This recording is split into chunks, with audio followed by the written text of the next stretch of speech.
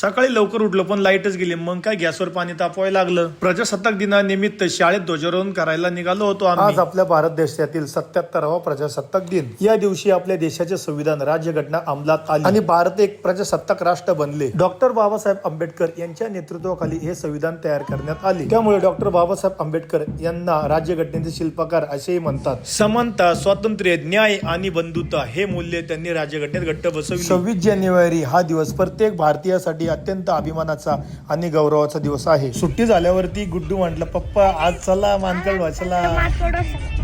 त्याच्यामुळे एवढी खुशी आहे का? आज सर्वांची शाळा सोबत सुटली, त्यामुळे सर्वांना घेऊन आम्ही गेलो मानकड डोसा खायला. अंश दादाची शाळा सुटते 1 वाजता आणि दादूची 3:30ला आणि आरव दादाची 3:30. तिघे पण एका टाइमला सुट्टी झाल्यामुळे आम्ही सर्वजण मग इथे मानकड डोसा खायला आलो. आरव आमचा नाळूला पाणी धरीत होता, म्हणला मला बार द्यायचंय. म्हटलं दे बार, शिकतोय बार द्यायला. वावरात कुठं पण सायकल फिरवायची, नंतर म्हणायचं पप्पा सायकल माझी पंक्चर झाली. आता बघा पार वावरात कुठं पण चिखला बिकलात सायकल नेतात.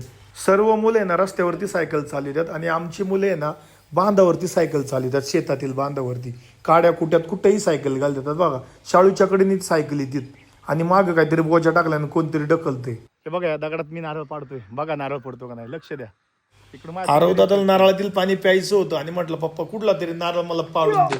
त्याला म्हटलं दगडे नाही पडणार बाळा, तो कोशिश करणे की काही हार नाही होती. मग काही घेतले गोटे टाकले त्याच्यावरती.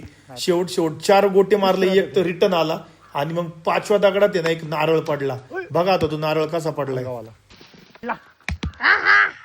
4 ते 5 दगड मारल्यानंतर कुठं नारळ पडले. नारळाच्या झाडाला दगड मारून दमलो होतो. घरी आल्यावरती पनीर चिल्ली होती. मग तर काय थकवा कुठच्या कुठे पळून गेला. पनीर चिल्ली बघितली आणि तोंडाला पाणी सुटलं. डिश घेतली, काट्या चमचे घेतला आणि पनीर घेतलं. काय पनीर टेस्टी झालं होतं घरच्या घरी. हॉटेलपेक्षाही घरी पनीर चिल्ली छान होतं. असेच ब्लॉग पाहण्यासाठी चॅनलला लाईक, सबस्क्राईब करा. धन्यवाद.